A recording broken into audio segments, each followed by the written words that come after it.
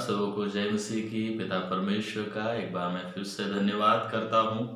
हमारे YouTube channel के माध्यम से आप लोगों को परमेश्वर के संदेश को, परमेश्वर के वचनों को बांटने का मौका पिता परमेश्वर ने दिया, इसलिए मैं प्रभु का धन्यवाद करता हूँ। आइए आज के संदेश को हम शुरू करते हैं।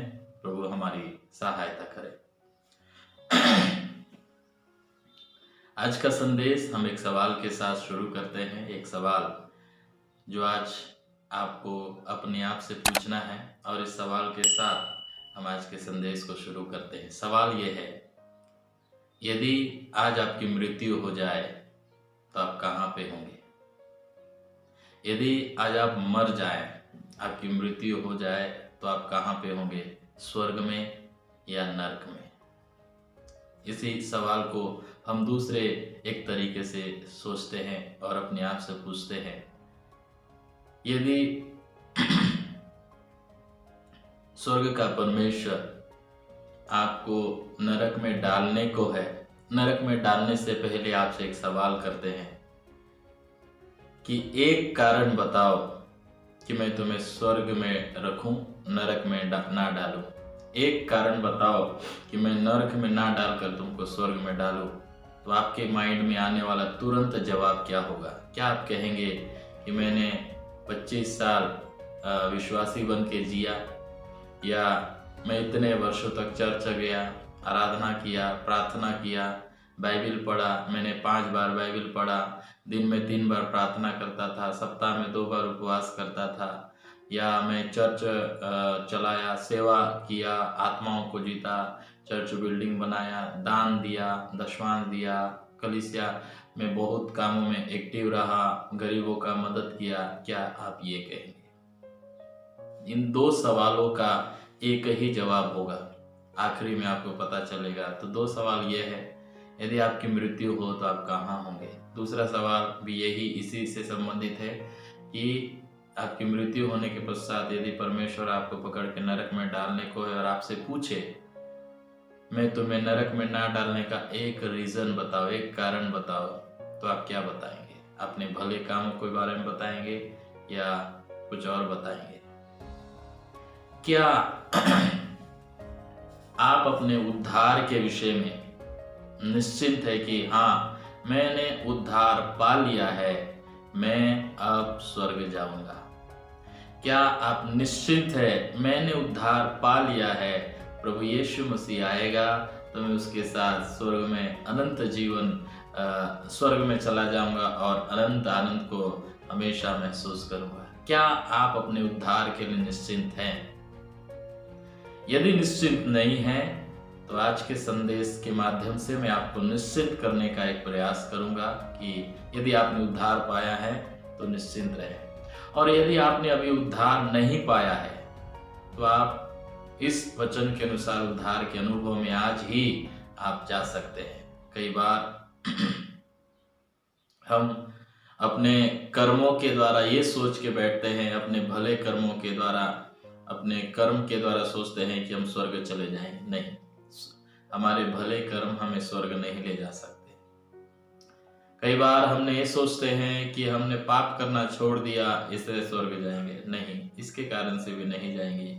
ये सारी बातों का आपको आज इस संदेश के माध्यम से क्लेरिफिकेशन मिल जाएगा कि आप क्या कारण है जिसके कारण से आप स्वर्ग जा सकते हैं। तो आइए इस संदेश को हम शुरू करते हैं। रोमियो 3 अध्याय 23 पद इस प्रकार कहता है, सबने पाप किया है और परमेश्वर की महिमा से रहित है। सबने पाप किया है। यहाँ आदम से लेके अभी तक या आने वाले समय में जितने भी लोग पैदा होते हैं, सबके विषय में एक ही बात कहता है। यहाँ पे किसी जाति, धर्म, लिंग, इन सारी बातों का भेद नहीं। स्त्री, पुरुष, अमीर, गरीब, पढ़ा लिखा, अनपढ़, एक देश वाला, दूसरे देश का, दूसरे गांव, दूसरे शहर, किसी का कोई भेद नहीं। सबके लिए एक वचन है। सारे मनुष्य जाति के लिए एक बात प्रभु की ओर से कहा गया है प्रभु के वचन में कि सबने पाप किया और परमेश्वर की महिमा से रहित है। मनुष्य को जब परमेश्वर बनाया तब महिमा सहित बनाया था, लेकिन वो मनुष्य ने पाप करके परमेश्वर की महिमा से रहित हो गए, परमेश्वर से अलग हो गए, अनंत जीवन से अलग हो गए, अनंत मिरास से अलग हो गए। तो सबने पाप किया। क्या है पाप? आप सोच सकते हैं, कई बार लोग ये बोल सकते हैं कि मैंने तो कोई पाप नहीं किया। कई बार अपने आप को लोग धर्मी ठहराते हैं, लेकिन परमेश्वर के वचन में यदि हम देखें तो हमें पता चलता है हम सब ने पाप किया। एक भी ऐसा व्यक्ति नहीं है जिसने पाप नहीं किया। मन, कर्म, वचन के द्वारा जब कभी हमने परमेश्वर के वचन के विरोध में जीवन को जिया है, अपने मुंह के शब्दों के द्वारा कुछ बोला हो, विचार में कुछ गलत विचार किया हो, या कर्म से कुछ गलत कर्म किया है, हम इन सारे बातों के द्वारा हमारे जीवन में साबित होता है हम पापी हैं। हम सब ने पाप किया है, चाहे वो कहीं का भी क्यों ना हो, चाहे वो कोई भी क्यों ना हो, हर एक व्यक्ति ने पाप किया और परमेश्वर की महिमा से रहित हो गए। तो उसका उनको इनाम या उसका प्रतिफल उनको क्या मिलेगा? प्रभु का वचन कहता है, रोमियो 6 अध्याय उसका 23 पद में कहता है, पाप की मजदूरी तो मृत्यु है। सबने पाप किया है तो सबको पाप की मजदूरी मिलेगी। मुझे सुनने वाले आपको भी पाप की मजदूरी है, मेरे लिए भी पाप की मजदूरी है। सबने पाप किया है तो सबको पाप की मजदूरी मिलेगी, मृत्यु। ये मृत्यु क्या है? यदि हम मृत्यु के बारे में देखें तो दूसरा मृत्यु के बारे में यहां बोल रहा है। पाप का जो दंड है वो दूसरा मृत्यु है। यदि हम प्रकाशित वाक्य 21 अध्याय उसका 8 पद में पढ़ेंगे तो हम उस दूसरी मृत्यु के विषय में और थोड़ा गहराई में चले जाते हैं, ज्यादा नहीं, थोड़ा और गहराई में। प्रकाशित वाक्य का 21 का 8, परंतु डरपोकों और अविश्वासियों और घिनौनों और हत्यारों और व्यभिचारियों और टोनहों और मूर्ति पूजकों और सब झूठों का भाग उस झील में मिलेगा जो आग और गंधक से जलती रहती है। उन सारे अधर्मियों का भाग कौन सा भाग होगा? उस झील में होगा जो हमेशा आग और गंधक से जलती रहती है। और आगे कहता है यह दूसरी मृत्यु है।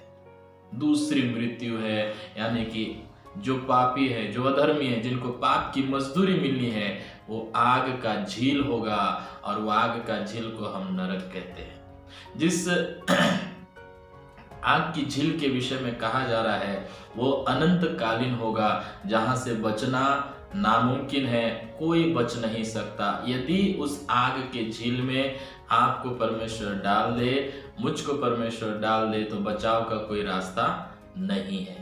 ये कब होगा? जब परमेश्वर का वचन इब्रानियों 9 का 27 पढ़ते हैं, मनुष्य का एक बार मरना और न्याय का होना नियुक्त है। ये उस समय होगा जब मनुष्य मर जाएगा, न्याय होगा, और यदि यीशु मसीह आ जाए और न्याय किया जाए, तब ही आपको अंतिम परिणाम या अंतिम फैसला, अंतिम जजमेंट, अंतिम न्याय है। और वो न्याय का अंतिम प्रतिफल या सजा है वो आग का झील। सबको नहीं, उनको जिसने पाप किया। तो उस हिसाब से देखा जाए तो हम सब ने पाप किया, हम सबको पाप की मजदूरी मृत्यु मिलेगी, और वो पाप की मजदूरी आग का झील है। तो क्या इससे बचने के लिए कोई हमारे पास मार्ग है? क्या हमारे भले काम हमको बचा सकते हैं?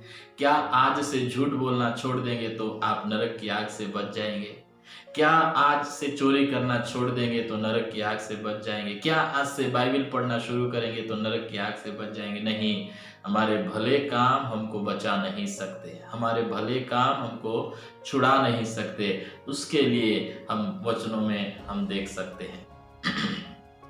इसीलिए परमेश्वर का वचन यूहन्ना रचित सुसमाचार उसका 3 अध्याय 16 पद इस प्रकार लिखा है, क्योंकि परमेश्वर ने सारे जगत से ऐसा प्रेम रखा कि उसने अपना इकलौता पुत्र दे दिया, ताकि जो कोई उस पर विश्वास करे वो नाश ना हो परंतु अनंत जीवन पाए।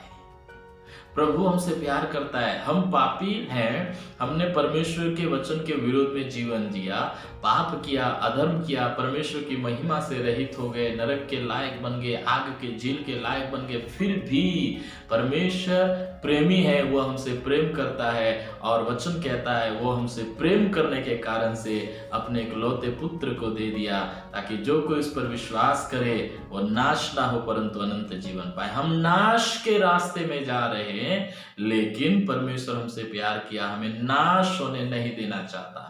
वो हम उसके संतान, हमें उसने बनाया है। वो कैसे हमें आग के झील में डालेगा, कैसे हमें दंड देगा, कैसे हमें उसमें छोड़ देगा, वो नहीं चाहता। इसलिए उसने अपने इकलौते पुत्र यानी कि यीशु मसीह को दे दिया।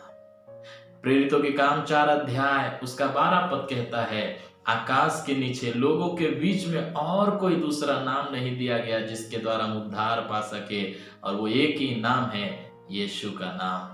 तो इसका मतलब एक उपाय है, एक मार्ग है, इस समस्या का समाधान है जो इस संसार में किसी मनुष्य के पास नहीं है, स्वर्गदूतों के पास नहीं है। इस समस्या का, पाप रूपी समस्या का समाधान, पाप के कारण से हम नरक जा रहे हैं, उस नरक से बचने का एक ही समाधान है। परमेश्वर ने जो हमारे लिए प्रेम के खातिर जो दान या यीशु मसीह को दिया, उस पर विश्वास करें। तो हमारा उद्धार कैसे है? उस यीशु के द्वारा है, प्रभु यीशु मसीह के द्वारा। आपको मालूम, यीशु मसीह जो परमेश्वर है, आज से 2023 साल पहले इस संसार में आए और 33.5 साल इस संसार में रहा, 3.5 साल सेवकाई किया और 3.5 साल के अंत में वो यीशु मसीह क्रूस पर मर गया और गाड़ा गया और तीसरे दिन जी उठा। वचन में हम पढ़ सकते हैं, रोमियो 5:8 में हम पढ़ते हैं, परंतु परमेश्वर हम पर अपने प्रेम की भलाई इस रीति से प्रकट करता है कि जब हम पापी ही थे तब मसीह हमारे लिए मरा। जब हम पापी ही थे, हम महिमा से रहित थे, जब हमें पाप की मजदूरी मिलनी थी, जब हम नरक में जाने लायक थे, जब हम परमेश्वर के क्रोध के लायक थे, उसी समय में परमेश्वर ने अपने प्रेम को इस रीति से प्रकट किया, प्रभु यीशु मसीह को इस संसार में भेजा और प्रभु यीशु मसीह इस संसार में आकर हमारे पापों के लिए मर गया, क्रूस पर मर गया, फिर वो गाड़ा गया, फिर तीसरे दिन जी उठा। और आगे कहता है, क्यों यीशु मसीह ने हमारे लिए किया? 9 पद कहता है, जबकि हम उसके लहू के कारण धर्मी ठहरे।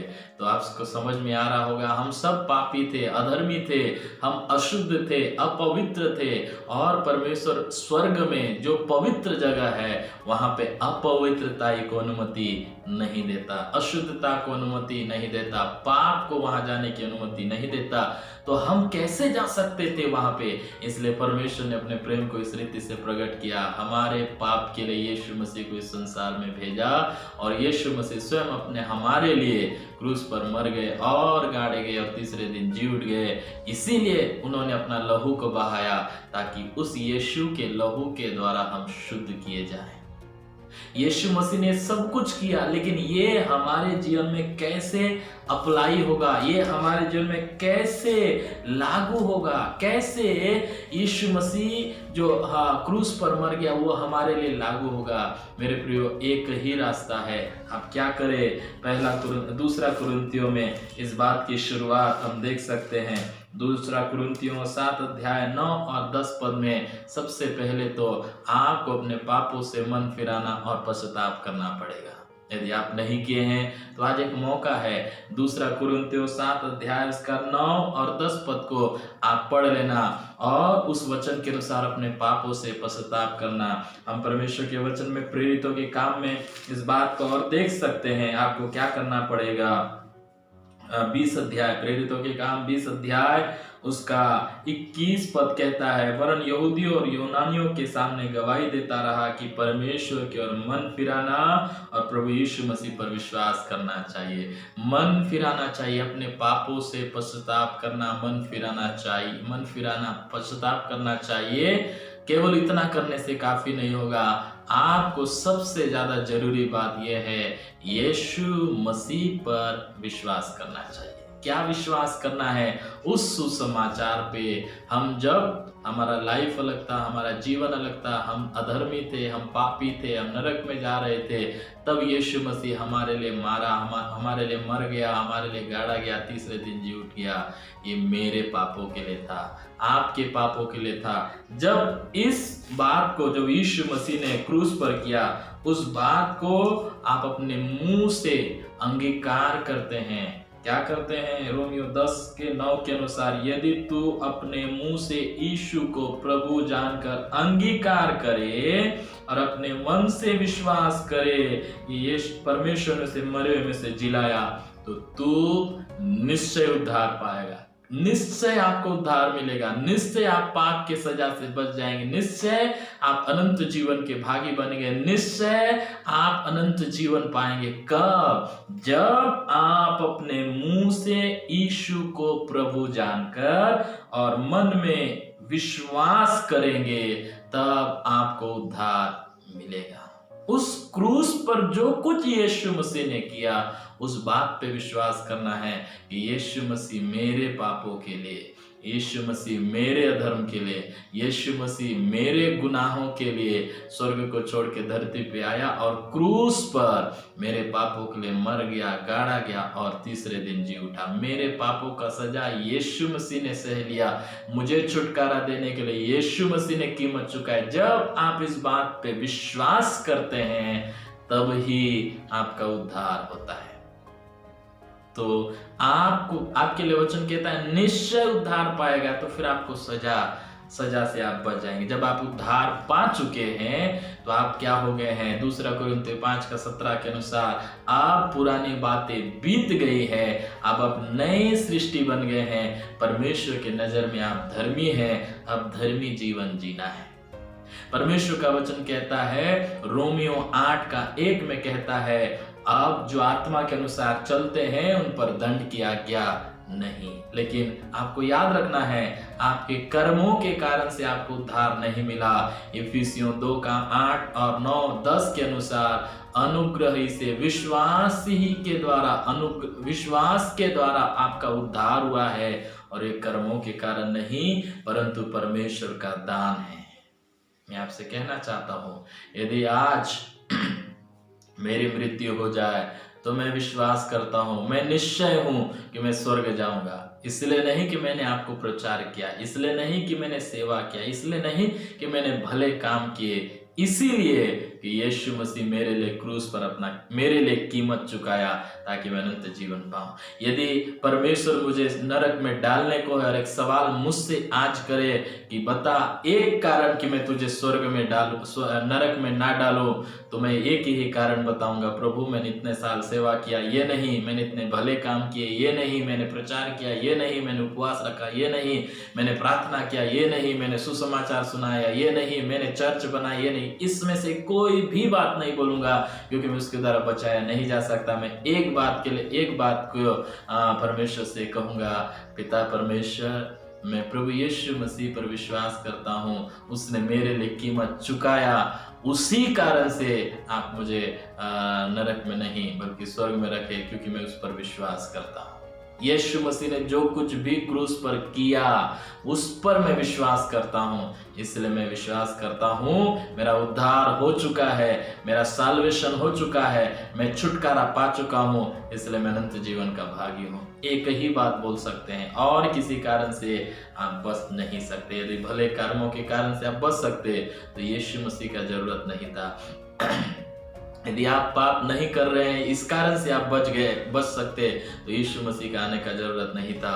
आपको अपने पापों से मन फिराना और यीशु मसीह पर विश्वास करना चाहिए। उसके पश्चात जब उद्धार पाएंगे, तो आप नई सृष्टि बने हैं, तो नई सृष्टि के अनुसार जीवन बिताइए, आत्मा के अनुसार चलिए, आत्मा की अगुवाई में चलिए, और यीशु मसीह के आगमन के लिए तैयार हो जाइए। परमेश्वर का वचन इब्रानियों में कहता है 10 अध्याय में, विश्वास बिना उसे 11 अध्याय में कहता है, विश्वास बिना उसे प्रसन्न करना अनहोना है। 10 अध्याय 39 पद में कहता है, 37, 38, 39 में, मेरा धर्मी जन विश्वास से जीवित रहेगा और हम विश्वास में ही बने रहना है। वचन कहता है, आखिरी बात मैं आपको स्मरण दिला के समाप्त करूंगा। 2 कुरिन्थियों 13:5 में लिखा हुआ है, अपने आप को जांचो कि विश्वास में हो कि नहीं। आज दुनिया भर के विश्वास इस संसार में मसीहत में पाया जाता है। यीशु चमत्कार करने वाले के रूप में, केवल उसी के रूप में विश्वास कर रहे हैं कई लोग। कई यीशु मसीह को अलग अलग रूप में विश्वास कर रहे हैं, आशीष देने वाले के रूप में विश्वास कर रहे हैं। इसके कारण से आप नहीं बचेंगे।